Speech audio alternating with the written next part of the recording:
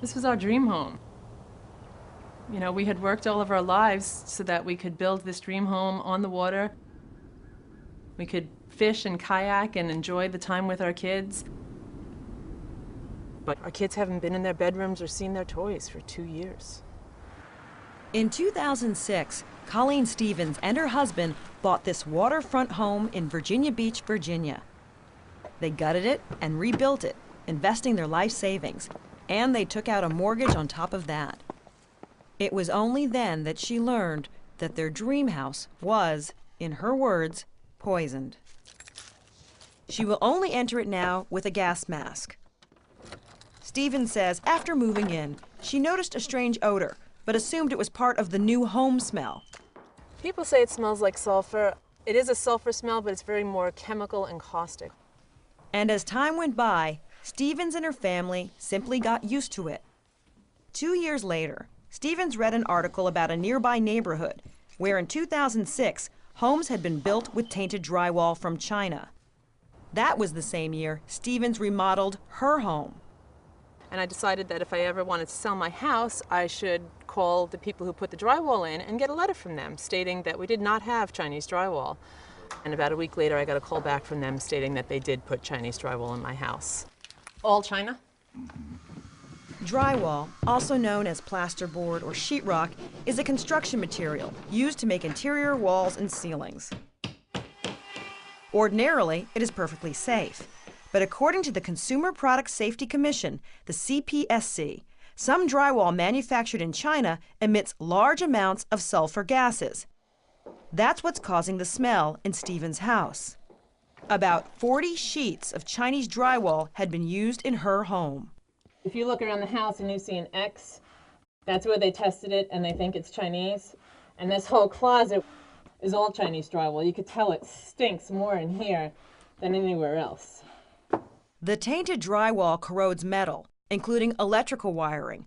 Copper wires turn black. Appliances and air conditioner units may fail. This is what a real outlet's supposed to look like. This is the shiny copper. Actually, look at this one. This is an outlet, and you can't even tell which one is the ground wire. It's completely black from the corrosion from whatever these gases are. The CPSC has been leading a multi-agency probe into tainted Chinese drywall since early 2009, the largest investigation in its history. The CPSC came to do their investigation at our house. It included a study of 51 homes. The study found that in homes with complaints about Chinese drywall, concentrations of hydrogen sulfide and corrosion on metal surfaces were significantly greater than in homes with no complaints. The CPSC acknowledges that commonly reported health symptoms like irritated and itchy eyes and skin, difficulty in breathing, and persistent cough appear to be related to something within the home.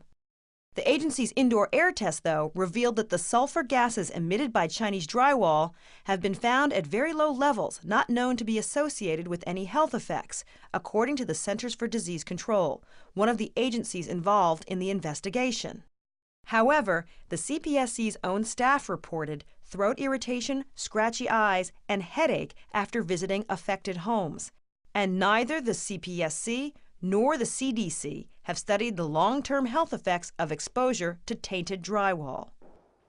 As for Colleen Stevens, like many homeowners with Chinese drywall who complain of upper respiratory problems, nosebleeds, and extreme fatigue, she was feeling sick all the time. This is the toy room. But it was her children's ongoing health problems that were her main concern. My two youngest had permanent cough. It was all day long. When my kids would get sick, they would come down here and hang out in here because I had a TV and I was right there. Stevens would learn that that extra bedroom had Chinese drywall. She says her daughter's doctor recommended the family move out of the house. We moved out for a week, lived with a friend, then never went back in the house again. On Easter Sunday, 2009, Stevens and her family abandoned their home. They left behind their mattresses, most of their clothing, their children's toys. They didn't want to take things they believed might have absorbed the sulfur gases. They moved into a travel trailer their friends let them borrow and parked it in the driveway, next to their dream house. The products we're buying, whether it's our home or our toaster that we're bringing into our home, are being made in other countries. And we need to change our regulatory system so that we can deal with that. Pamela Gilbert is an attorney whose firm represents plaintiffs suing manufacturers of corrosive drywall. But she used to be the executive director of the CPSC. And she says most Americans would be surprised to learn how little power the agency has to protect them against defects from products made outside the United States. Is there any way to bring the Chinese government and these manufacturers to the table? Does the CPSC have any remedy? Does the United States government, can it do anything? The Consumer Product Safety Commission, they have no ability to enforce any action against a Chinese company or the Chinese government. There's no enforcement power that the CPSC would have to go to that manufacturer and say, you can't produce the product this way, you've got to produce the product another way. If you don't, we're going to sue you. Our agencies don't have jurisdiction. The American consumer really has little to no recourse when a defective product imported from another country turns their life upside down. Joaquin Sapien is a reporter for the nonprofit investigative group ProPublica. He began looking into tainted Chinese drywall when he was pulled onto the story by a colleague at Florida's Sarasota Herald-Tribune, Aaron Kessler. Florida was and remains the state hardest hit by tainted drywall, and Kessler started reporting about the drywall problem over 2 years ago. We found a group of families that had it, and the more we pulled that string, the larger it got. We pulled all the shipping records into the country and discovered that, millions and millions of pounds of this stuff had come in during the housing boom, not just to Florida, but other parts of the country. We both sort of thought that there's got to be a lot more homes out there that are affected because there was so much of the material that was imported. It became clear no segment of the population was spared. Chinese drywall was shipped to more than a dozen ports. The tainted material was used in Florida multi-million-dollar mansions and used to build low-income Habitat for Humanity housing here in New Orleans after Hurricane Katrina. According to Kessler and Sapien, some Habitat homeowners reported serious corrosion problems in 2009, as well as symptoms of illness. The New Orleans Times-Picayune recently reported that the local Habitat chapter has to redo 189 of its houses that were built with tainted Chinese drywall. Some of the houses are here in Musicians Village. What happens is every day we still learn of new people that discover it for the first time.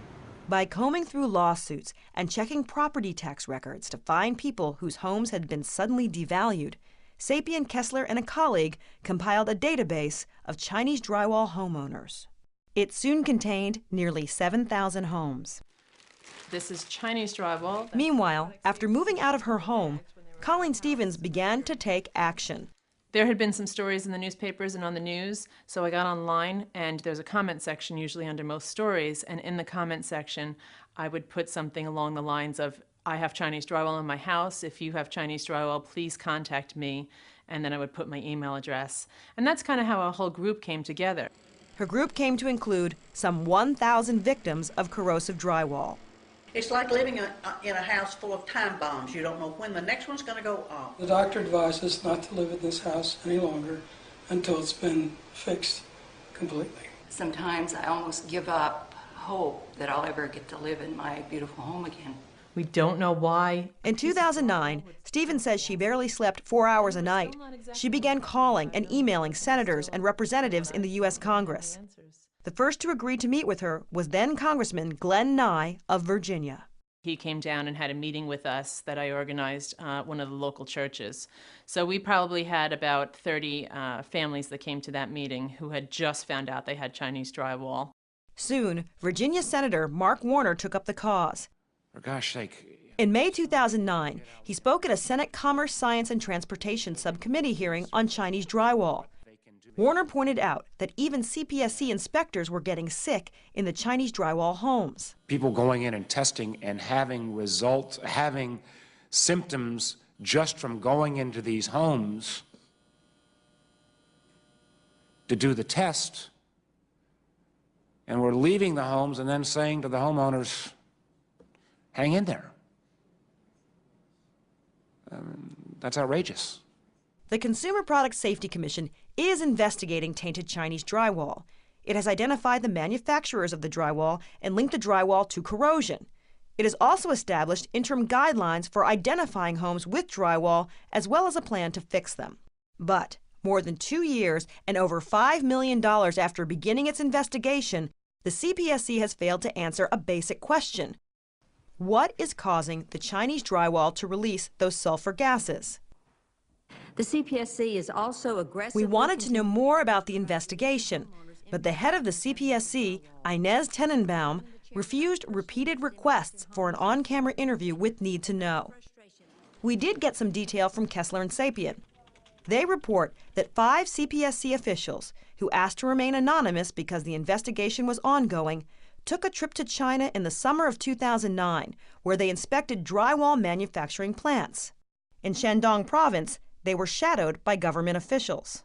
When they arrived at the first factory, they thought that they would be getting a drywall sample. Instead, what they got was a piece of drywall that was laminated in plastic. They didn't want that, and so they ended up convincing the plant manager eventually to hand them a piece of the board, and then the Chinese party official snatched it out of their hand, and they actually got in a physical tug-of-war over this piece of drywall inside the plant. Eventually they won the tug-of-war, and they got into the bus and then were hurried off to the next site. In July 2009, Colleen Stevens and her husband bought a new home. Some of their symptoms still lingered, and now they had a second mortgage to pay. That October, Senator Mark Warner sent a letter to the Virginia Mortgage Lenders Association on behalf of homeowners with tainted Chinese drywall. He asked for some relief. Stevens eventually received a temporary fix from Freddie Mac, which allowed her to defer mortgage payments on the contaminated house for a period of 18 months. But in June, she'll be back at square one, expected to pay up in full.